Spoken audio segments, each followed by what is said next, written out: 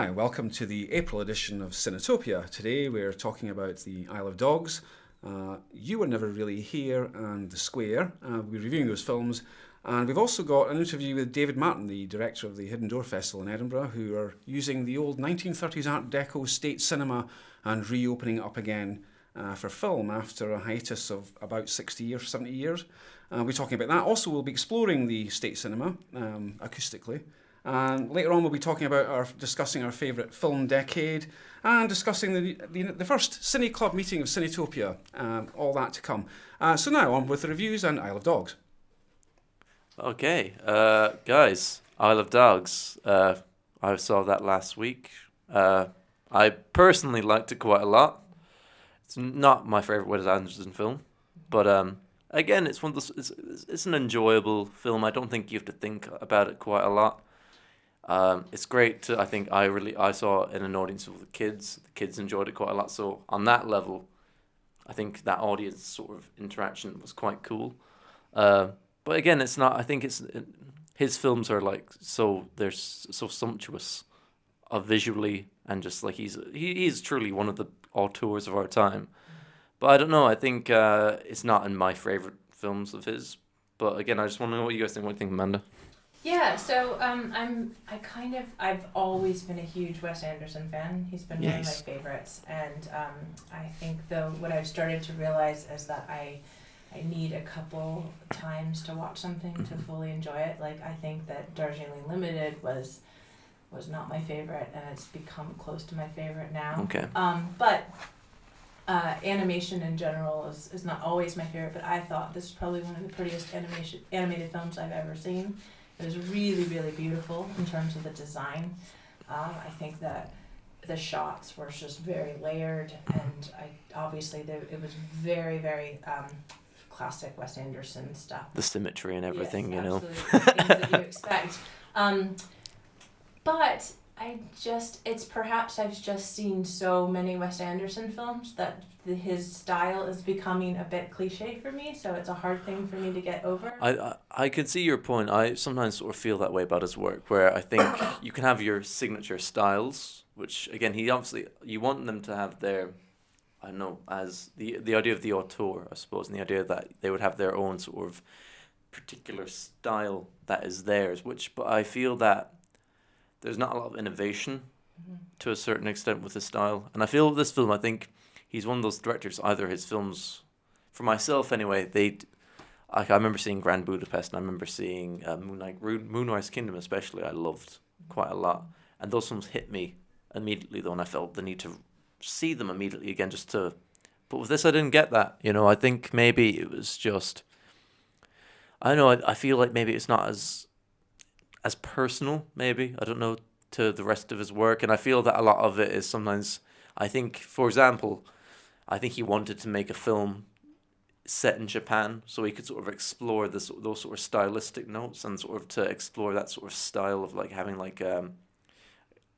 exploring that sort of imagery wise anyway. And I think I think it was more style over substance, even though I think there's lots of lovely, again, A Boy and His Dog is a really beautiful story. I just feel that it just lacked a certain something.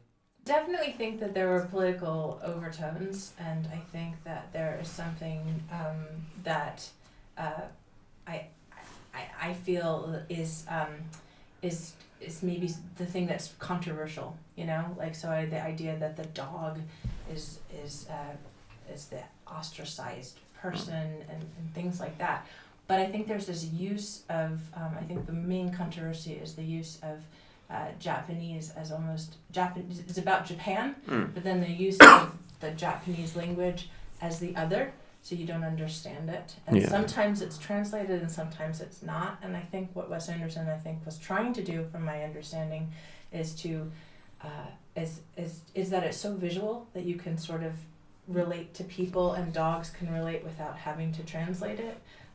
But I think some of the controversy has come up through that, and I sort of understand. Yeah, I think there's a valid argument. I've seen a few people argue. I don't know how valid this people sort of got a bit on like, oh, they're Japanese dogs, but they're all voiced by American actors. But that's not my biggest gripe with them. I do sort of think my biggest problem was the fact that there was translators for the Japanese dialogue, which I didn't really agree with. I thought you could maybe just subtitle it, and I understand that, again, that point. I think maybe it was a misstep. I don't think there's any sort of person there. Just Wes Anderson doesn't strike me as that sort of guy who would be sort of malicious. No. I feel that it's just maybe a mistake. I think perhaps it's just a try into politics, that perhaps he isn't a political kind of director, and also, that's probably the other thing. Is, for example, the person who figures out all of the problems is this Western student. But it's Greta Gerwig, and you do love her. You love Greta Gerwig. So I feel that like she gets a pass for this moment. But all in all, I mean, it's a beautiful film. It is. And the music, I love I just love everything about the soundtrack and everything about it. Classic Wes Anderson fan. So what can I say? I actually must say, for a point, Des Platt, he's done 2 great scores this year: Shape of Water and Isle of Dogs. He's on a roll. Okay. So the next one we're talking about is You Were Never Really Here, who just recently came out in the UK. It's by Scottish filmmaker Lynn Ramsay, and it takes place in New York, featuring pretty much one actor. I mean, there's other actors, but the main star is Joaquin Phoenix.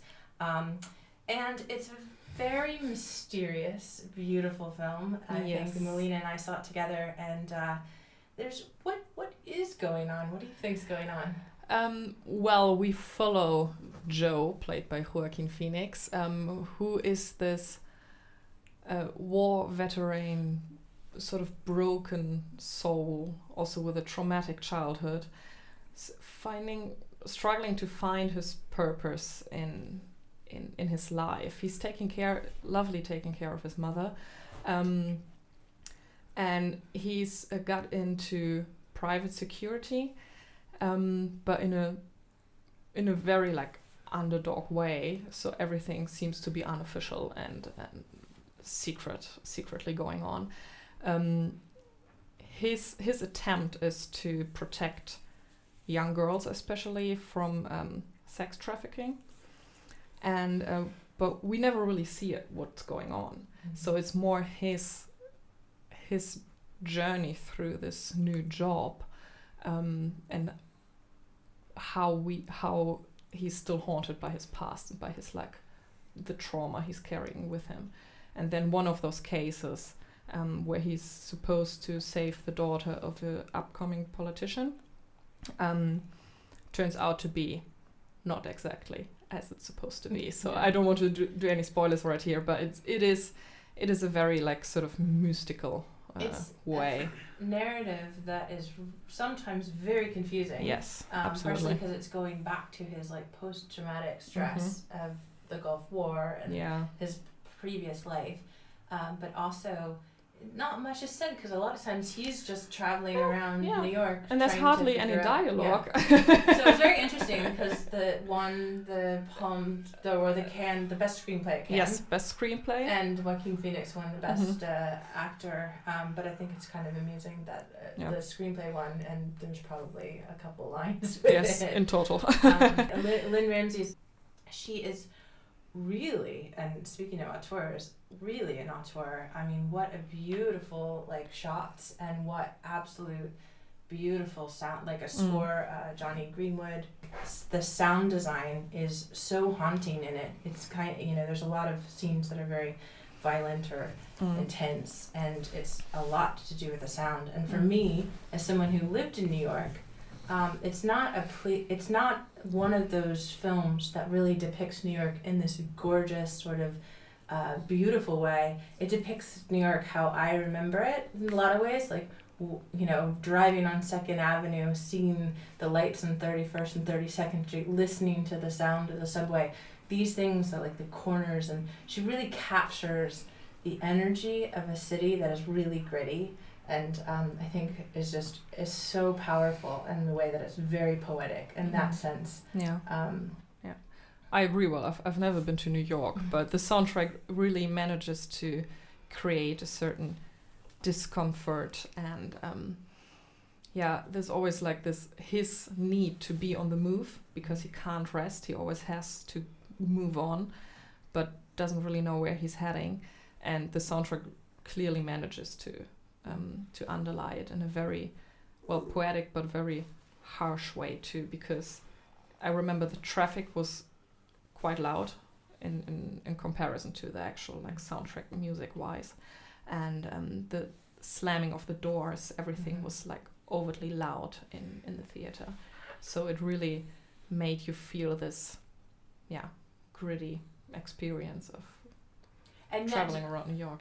A lot of people that I talked to didn't. I think we're two people who are giving it a lot of praise, but a lot of people did think it was very confusing when I was asking them about it. So it does get mixed reviews, and so it's something that you really have to go in and be expecting it to be quite mysterious. But we all saw the one that won the Cannes last year, and it just came out about a bit ago. The Square. And what do you guys think about The Square? It's amazing, really, isn't it? Isn't it really amazing? Like, Yeah. It is true. Like, it's so much fun.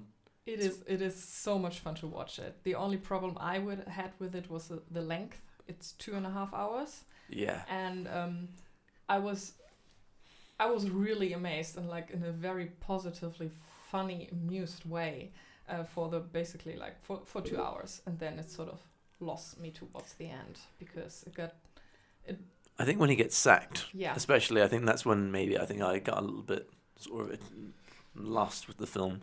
But I think for like, if you make a film like that, if you get 2 hours out of 2.5, and if it's those first 2 hours are just some of the best film I've seen all year, you know, and I think just in terms of just that bitter satire, it's such a smart satire on like the art world and the pretentious of the art world.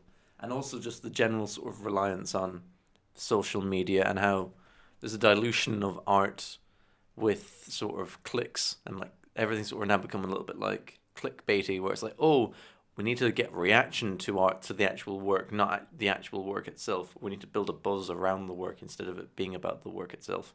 So for people who haven't seen the film, can you describe it to somebody? It's hard to describe in that, like, the best. It takes place in Sweden, in Stockholm. It's around an exhibition called The Square, and it's essentially set in this gallery, and the main character is the head of the curation, and it's his journey, I suppose.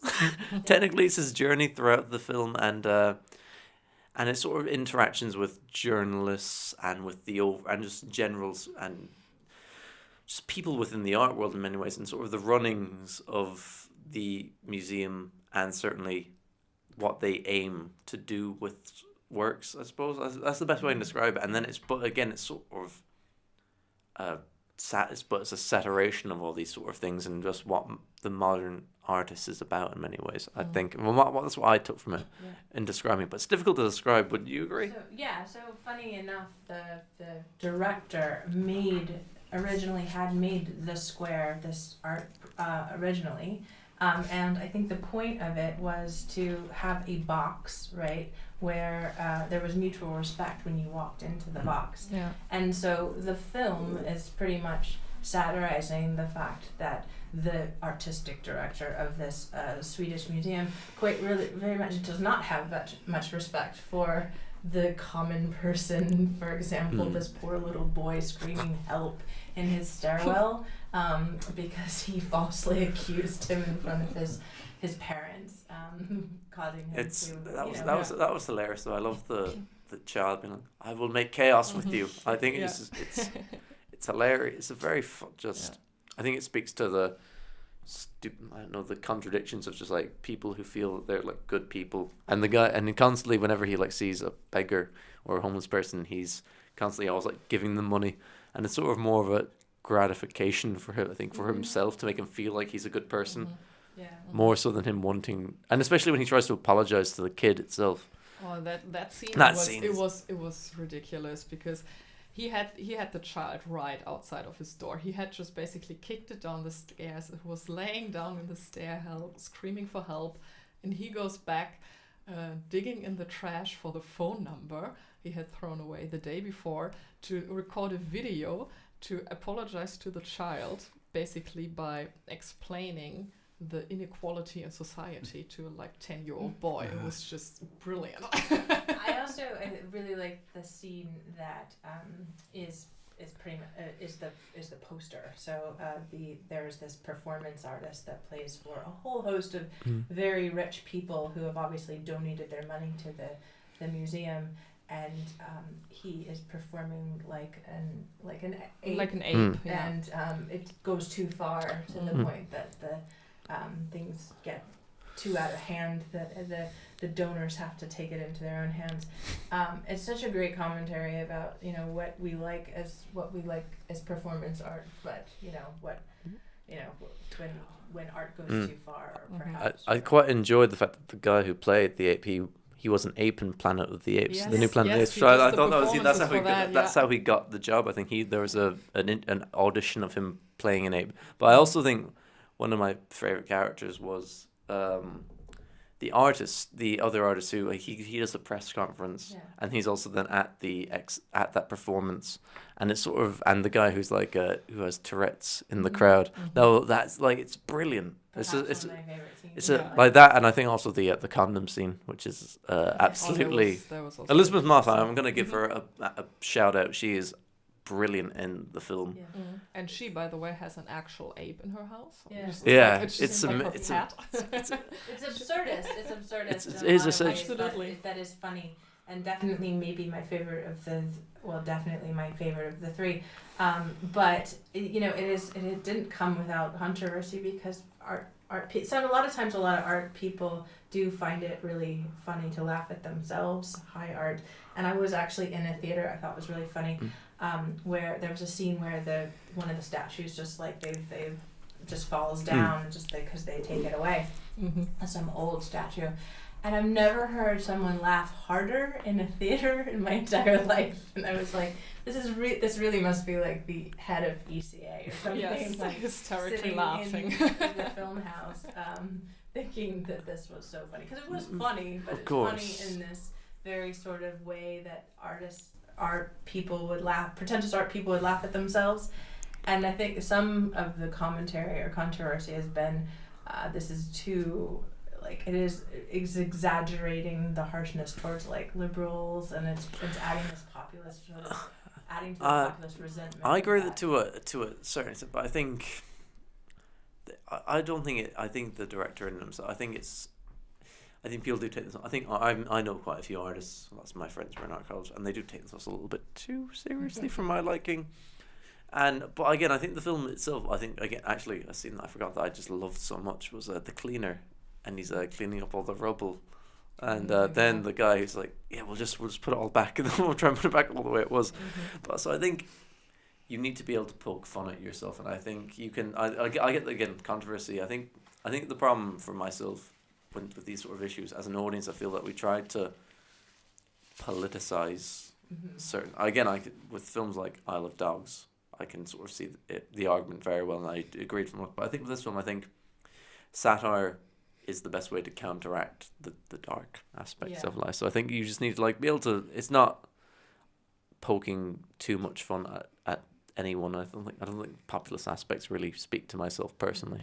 And what to me makes me think The Square is my favorite is the fact that there were so many scenes that we could recount right here that will be in our minds because of them as vignettes, where even with Lynn Ramsey's film, it was beautiful.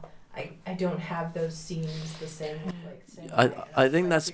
I think though with Lynn Ramsey, I love her work, but if you look at her filmography, in general, they're striking, powerful films, and they really speak to the dark elements of humanity and people's personalities, and depending on obviously personalities vary, but I think as we're sort of more drawn to not lighter fare, but something that sort of you can rewatchability, I think, is a huge aspect. And Lynn Ramsey doesn't have that in it. If you watch any of, we need to talk about Kevin, for example. you don't run to rewatch that as a film. You watch it and you're sort of overwrought by the powerfulness of sort of the content, but you're not like, oh, gonna watch that on Saturday night, you know?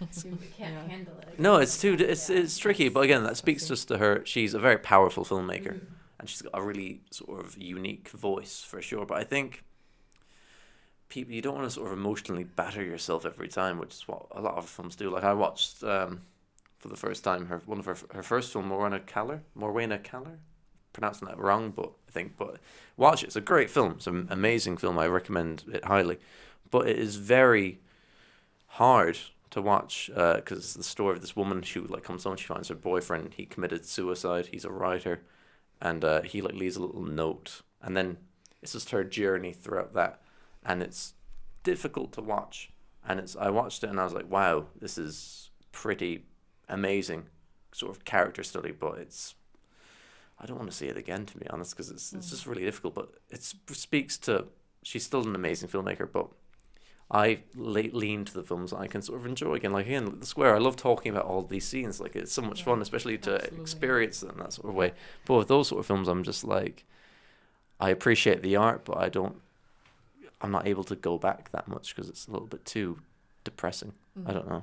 Yeah, and what I really like with The Square, I immediately recommended to like friends to watch it, and I said, well, I would watch it again with you because I guess pretty much everyone who's maybe listening to this radio show too, being interested in culture in any way, has been to a museum like that, maybe even been stumbled more or less into an exhibition similar to what is depicted on the screen, and maybe was just standing in front of that, okay, what is going on here?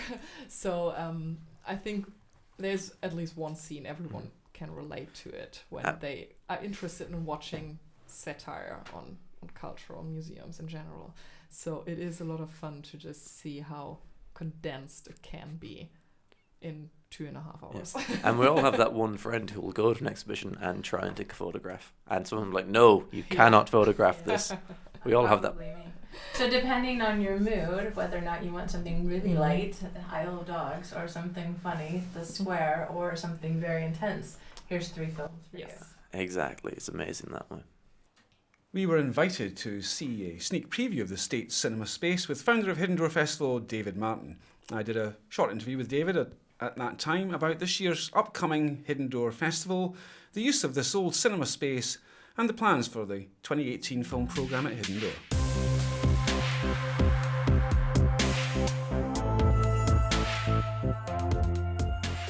So David, you can tell us a bit about yourself, your background, and the background of Hidden Door, so on. What you do.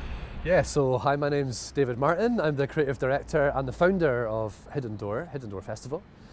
And we started it actually quite a long time ago, maybe in 2010. It started up as a sort of experiment, a one-off really. There's a bunch of artists getting together. The idea was to try and make an exhibition that was a little bit more interesting than your average gallery exhibition. Get some musicians involved, get some bands along to play.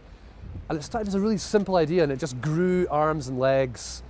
We got some spoken word artists involved, and then we had this mad idea to get some filmmakers to show their work too, and suddenly the thing became a lot bigger than we'd ever expected.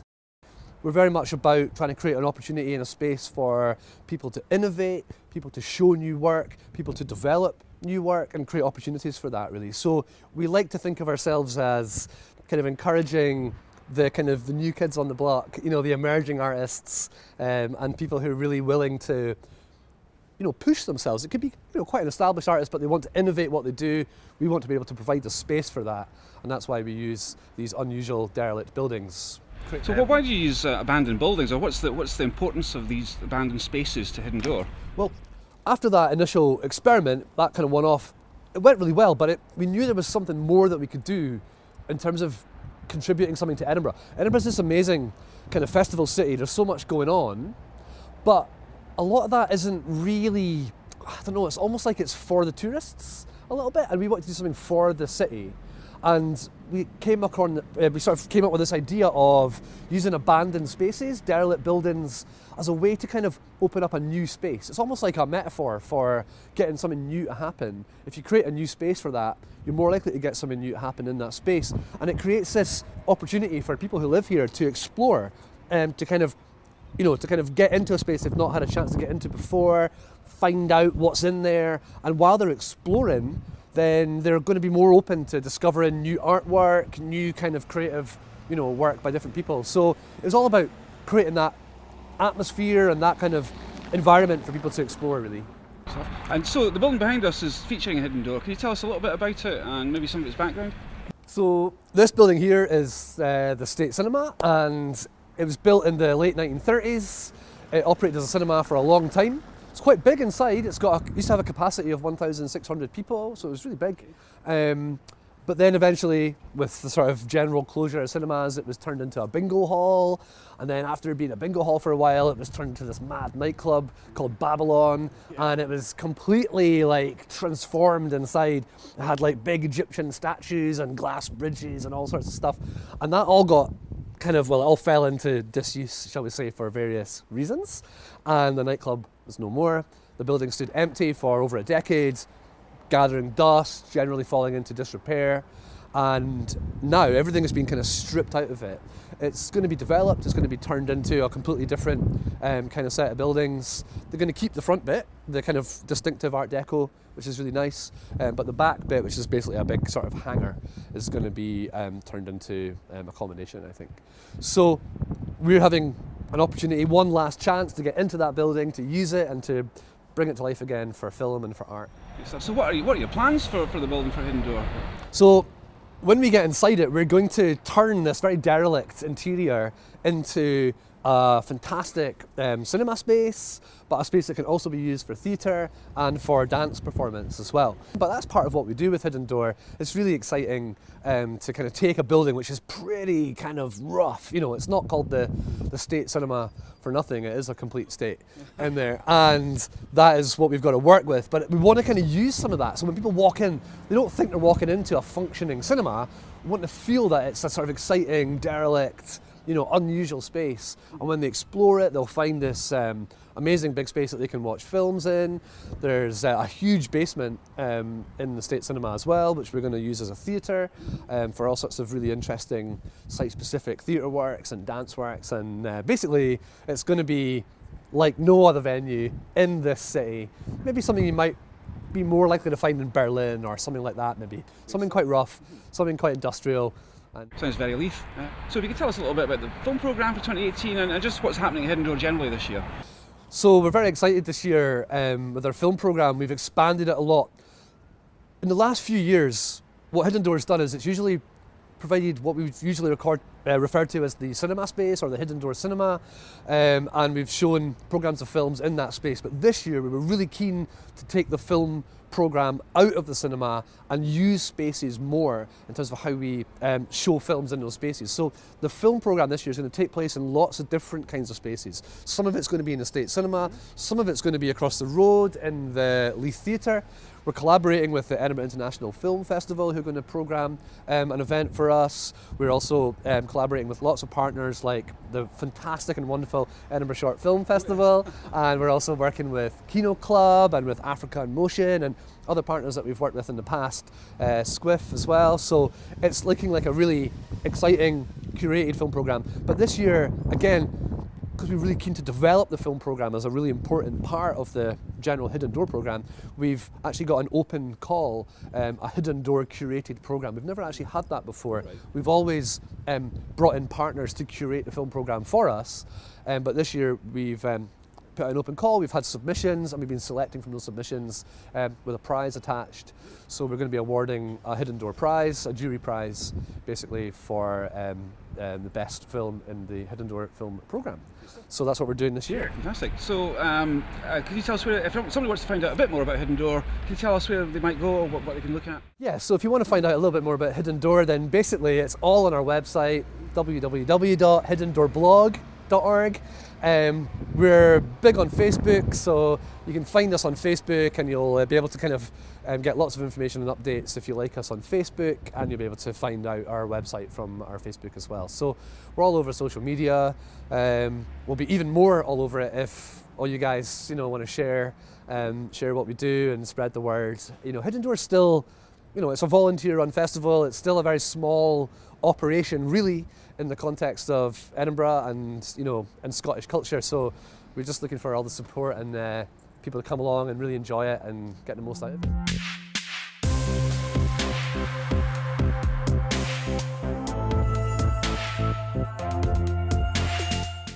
After I talked to David, we took a tour of the soon-to-be renovated State Cinema Space, which is a lovely 1930s old Art Deco building down there in Great Junction Street in Leith. We'll be sharing footage of that on our social media sites later. The Edinburgh Short Film Festival will be programming an evening of outstanding international shorts as well as animation there during the festival in May. So stay tuned for more information about that. Yes, so now we're going to be discussing our favourite film decade, starting from, well, you could start really from 1910 if you wanted. I'm not sure. I might remember some of that, but not sure about the others. So I don't know who's going to kick off. Will I start since I'm nearest the microphone? Sounds good. Okay, so my favourite film decade has to be the 1980s, I think, which is the golden age of cult movies, the time when cult movies became a genuine subculture, with fan organisations springing up using unsophisticated fanzines, but at the same time organising specialist screenings. There was also the growth of Channel 4 at the time, a new TV channel which promoted obscure underground films, as well as BBC Two's classic Moviedrome with Alex Cox there, who introduced new audiences to specialist and underground film. Also the decade when you had films like With Neil and I, Repo Man, the classic Down by Law, and then there was the growth of European cult movies like Hamlet Goes Business and Leningrad Cowboys Go America, as well as Subway, Fitzcarraldo, and any decade with The Life of Brian in it has to be a winner. So that's my favourite decade. Oh my gosh, well, I was going to go with that too, but I would add 80s teenage films like the John Hughes element. Yes, of course, yes.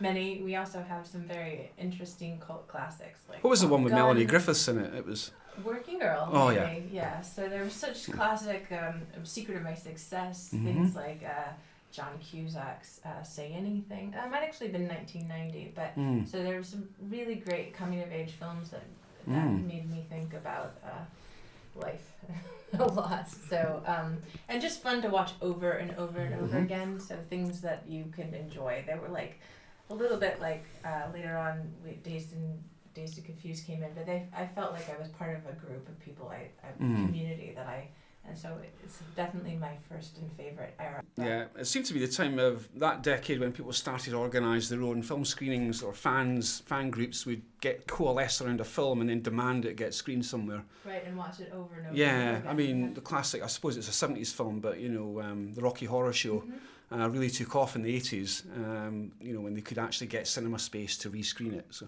a lot of films that were discovered then because of television starting to show them, I think, as well. So a great era for film fandom, I think. And I would go in between the two. I would say the 80s and I would say the 1960s, because this is when the French New Wave were making these films that were just totally changing the face of cinema. I should point out, Amanda's not remembering this from first-hand experience. No, from film school probably. But my favorite films come from the Francois Truffaut, and we were talking a lot about this today. Cleo from 5 to 7, Agnes Varda, who is one of the more bit unknown of the French New Wave. Also, documentaries were coming out that were fly on the wall, observational films where they, it's just so many awesome things going on in the 60s, and I think some of ours loved the 60s as well. 60s is my decade. It was really tough to sort of pick between the 60s and the 40s, because Citizen Kane, it is probably my favorite film of all time, and I know it's a cliche to say that it is my favorite film of all time, but I truly loved that film. But the 60s, I'm a big Jean-Pierre Melville fan, and the film Le Samurai had such an impact on me when I saw it. It was truly just a coalescence of just imagery and sound and just capturing, I think, the coolness of the 60s, like Antonioni got it with Blow Up and stuff like that. It's just, and also even into Japan, you can go to Yojimbo, what Kurosawa was doing. It seems to be just like world cinema opened up on a massive level. And I think that it's just crazy to sort of really think about it in that sort of sense. But again, Melville was huge for me in that way. And again, Godard, I think you can't mention without in the 60s, Breathless is one of my favorite films of all time. You know, John Paul Belmondo was just he's again, him and Alain Resnais, I think, are the epitome of cool. So I'm gonna go to France for that sort of that sort of is the film that tends to sort of capture my imagination during that sort of period. But no, again, it's weird. Like, and again, just looking at like films by Antonioni. So I look at Red Desert. I was like really trying to sort of just go through that decade, and it just caught my imagination. I think when I look back at it, and all the films I'd like to rewatch, especially, come from that decade. And again, Not to forget Fellini too. oh Christy, see, this is what happens. You know, again, you sort of just you go off on a tirade of just again like films. But again, I sort of am gonna give a special shout out to Jean-Pierre Melville because he is my favorite director of all time.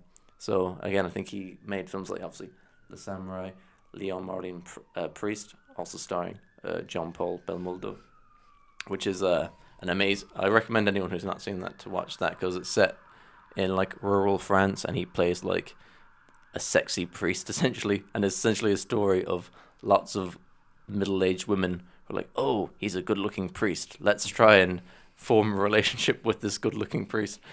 Even for comedic levels, it works exceptionally well. But again, Hitchcock, The Birds is still a massive thing. Then Psycho had, I think, 1960 came out. So again, it's Kubrick, 2001. Yeah. Christ almighty. What a great decade. Really amazing. Hard Day's Night. Hard Day's Night, Beatles. Again, who was the guy who... That was Richard Lester. Yeah. Director of Superman 2. Great film. Mm-hmm. Have you seen Bedazzled with Peter Cook and Dudley Moore? I have. Oh, well, they are a great musical. Absolutely. Elena, what was your favorite decade? So I go even further back. And due to recent studies, it's maybe not my favorite decade in terms of I really genuinely enjoy watching those films from the 1920s. But we've been studying the Weimar Republic cinema a lot.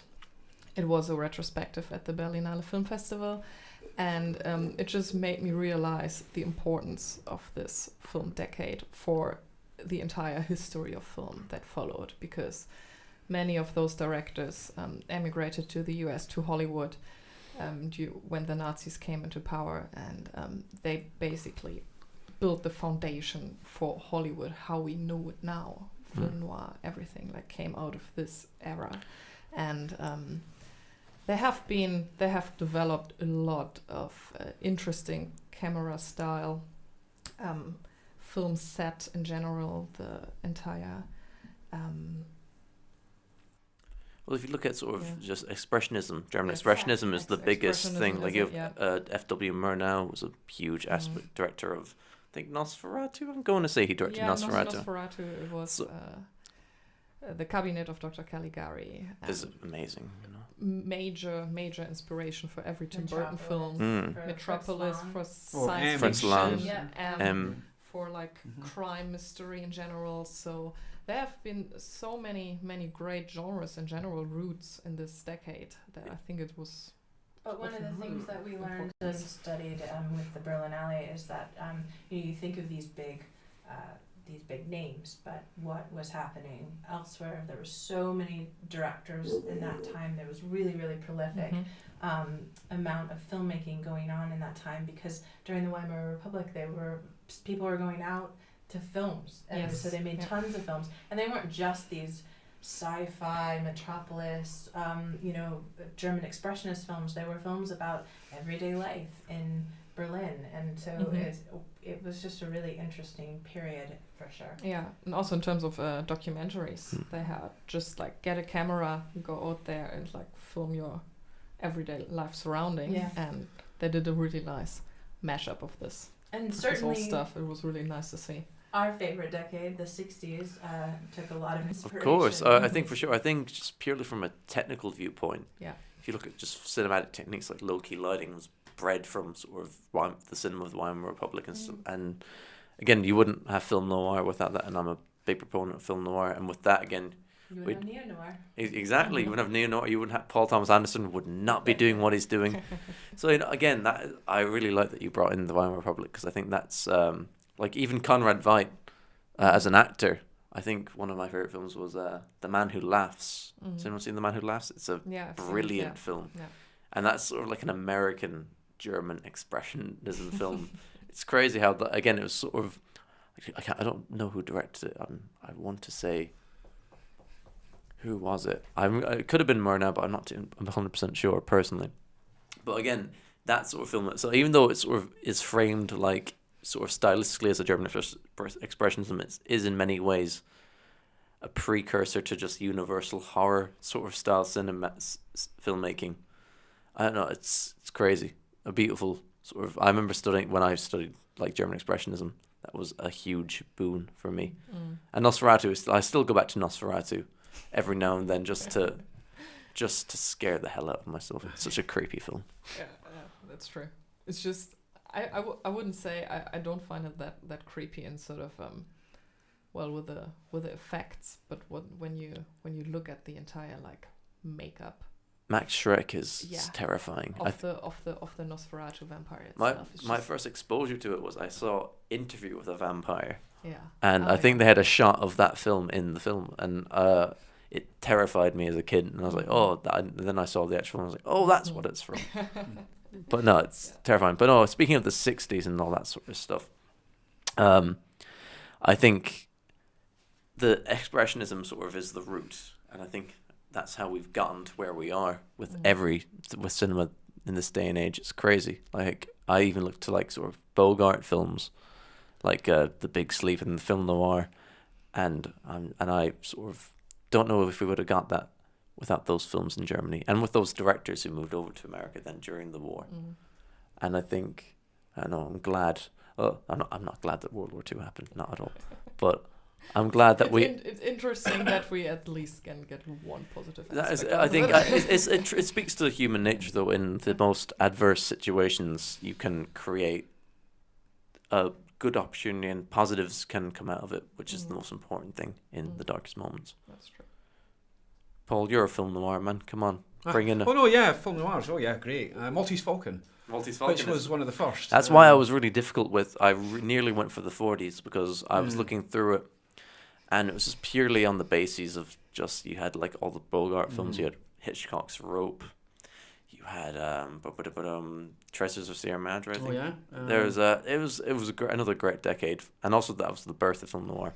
Billy Wilder. Billy Wilder, he was Double Indemnity. Double Indemnity, a favourite of mine. Sunset Boulevard, that's 50s actually. I think that could be 51. 50s, That's 51. But it's stylistically pretty similar to German. Yeah. There's a lot, and obviously it's got Erich von Stroheim. Yeah, Erich von Stroheim is in that as well. He plays a butler. Yeah. With jodhpurs. Yes, I remember. I do. So, I remember he had jodhpurs. Yeah. It's amazing what you get away with. I didn't know. Yeah, butler's outfit. But also, like the 40s was the birth of the screwball comedy, which I'm a big. Kirsten Sturgis. Kirsten Sturgis is my hero. The Lady Eve is an absolute. Is it Lady Eve? Yes, it is Lady Eve. What's it all about? No, it's Lady Eve. With Henry Fonda and Barbara Steinweg. That film is just. I remember seeing that and just being overwrought with laughter, and even all of us was like The Great McGinty, all the way down to, what is it called? That film. It escapes me. It's something like the Bedtime for Bonzo. No, that's no. Catherine Hepburn. Catherine Hepburn. No. Anyway, it doesn't matter. But it's The Great McGinty, and okay, we'll get somebody to send in the answer. We'll get someone. We'll get one of our viewers to send in the answer. But no, that's true. Or more knowledgeable viewers to send in. But no, the 40s were terrific for especially noirs. It's difficult to sort of really put because again we've had like so many like some great westerns. Great My westerns. Darling Clementine. Howard Hawks was at the peak of his powers back then. Rio Bravo hadn't come out then, I'm pretty sure. So yeah, I don't know. I think it's really tricky to choose your favorite decade because every time I sort of think about it, I end up just sort of second guessing myself and thinking, oh, but I love this from this decade. Well, it's very tricky, very tricky. I mean, we're not putting it to a vote, I think. No. But you're welcome to chip in. Anybody out there who's listening with your own preference. Thanks for that, guys. I guess I think the next feature we're going to do is to talk about Cinetopia's first Cineclub meeting. Well, you can take your idea, your best decade, to April 19th. We're all going to be there, and we're going to meet up and talk in person. So it's April the 19th, Yes.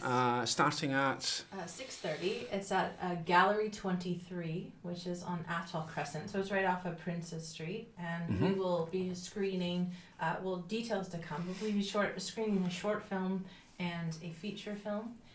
Perhaps the director might be there, and depending on each month, but this month perhaps very much so. And our idea is really just to have this discussion, but with more people. So we want, we want to come. We want to come, but we want to talk with you. So, So you're looking for people who will come with something to say. Yes. And are the films themed around a? Absolutely. So we're thinking about different sports themes and different holidays, and we're doing one about art films, and things. So it'll change, and we'll want your advice to what we should screen throughout, and hopefully go to different places around Edinburgh as well. So just trying to get a group of people who are passionate about film to come in and talk about it. So do people have to book a ticket online, or can they just show up? You can just show up. Just for show sure. up. Yeah. So it's 7:30. 6:30. 6:30. April 19th, which is Thursday night. It's a good night for that sort of thing. It's Gallery 23. Okay, so feel free to come along, invite your friends. There'll be nibbles. Yes. There'll be nibbles. So There better be nibbles. there'll be something to nibble. Yes, there will be now. Yeah. And there's a bar. And a bar. there's a Well, bar that's there, pretty critical. I'll bring the nibbles. Yeah, and that'll be good, and we'll look forward to seeing you there. Thank you for listening to the April edition of Cinetopia, brought to you by some of the people and staff behind the Edinburgh Short Film Festival, including myself, Paul Bruce. We have Will Mitten, Amanda Rogers and Melina Walterman, music by Callum Rankin, and the design by Anon Call. We'll be back next month. Tune in. In the meantime, Cinetopia, it's wonderful. Oh boy.